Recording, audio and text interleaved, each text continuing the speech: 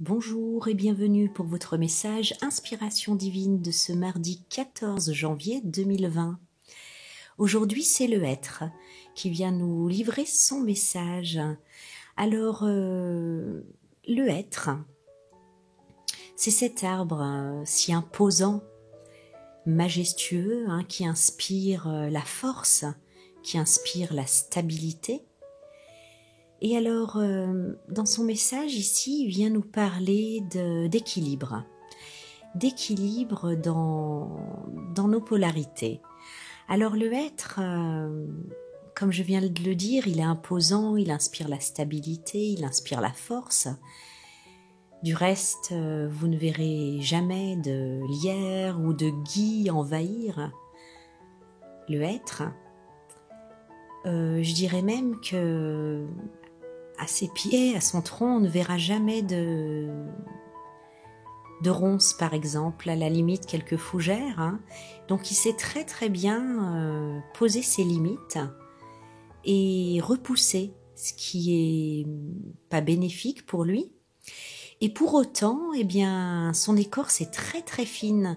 Et si parfois des amoureux viennent graver leurs initiales, eh bien ils ne se rendent pas compte à quel point ils le mettent en danger. C'est sa grande vulnérabilité, son écorce fine, parce que en grattant cette écorce, eh bien c'est la porte d'entrée aux bactéries et on peut rendre cet arbre malade. À côté de ça, à côté de son côté imposant, d'ailleurs il me vient à l'esprit que ses racines, elles ne sont même pas très très profondément ancré dans le sol, comme s'il voulait nous dire j'ai pas besoin de m'accrocher fermement et profondément à quoi que ce soit, pas même la terre, parce que je sais me tenir dans ma stabilité et dans ma force. Il est même pas ancré très profondément dans la terre, et pourtant il sait vivre à l'abri d'autres variétés d'arbres. Il sait vivre non seulement en compagnie, mais à l'abri d'autres variétés d'arbres, donc il ne s'isole pas pour autant. Vraiment, ce que j'essaye de mettre en avant ici concernant le Hêtre, c'est sa capacité à équilibrer les deux pôles, de sa force d'un côté et sa capacité à s'ouvrir, à se montrer vulnérable. Alors, ce n'est pas sans nous faire penser effectivement à nos polarités à nous. Nos polarités, nous on essaye toujours de classifier les choses en négatif, en positif, en noir ou blanc, alors qu'il existe toute une gamme, une palette de nuances entre le noir et le blanc, entre le positif et le négatif, et qu'il faudrait sans cesse moduler. Donc cette carte du Hêtre aujourd'hui, elle nous appelle vraiment à moduler et à tendre vers le plus possible d'équilibre dans nos polarités, à ne pas aller dans des extrêmes.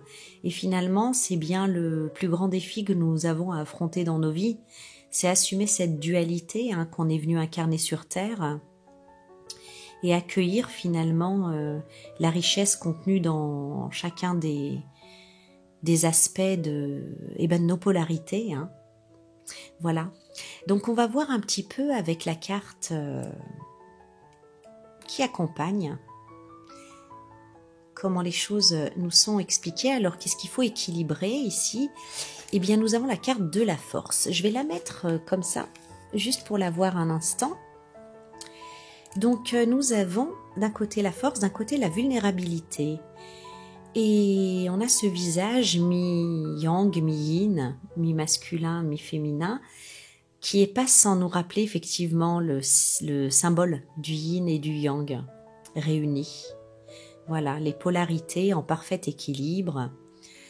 Alors ce n'est pas 50-50, comme on le voit dans le symbole du yin et du yang, ni même ici entre le féminin et le masculin, mais c'est quelque chose à moduler selon les circonstances, selon ce qui nous entoure, selon les circonstances, tout simplement. Alors la carte est sortie comme ça, avec la force. Donc il y a comme quelque chose à rééquilibrer, une attention particulière à prendre en compte concernant la force, concernant ce que nous appelons la force.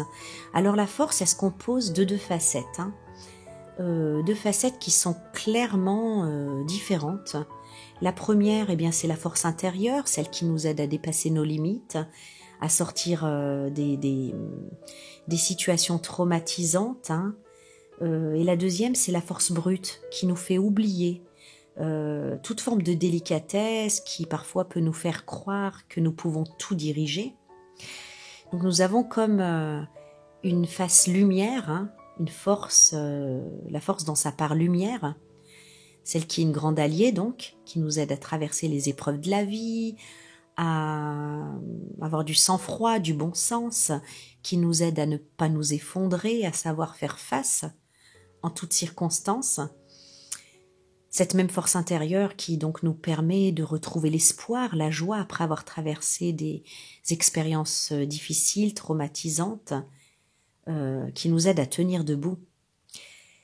Et on a donc cette force dans sa part d'ombre qui s'apparente au contrôle qu'on va essayer d'exercer sur soi-même, mais aussi sur les autres et sur la vie en général.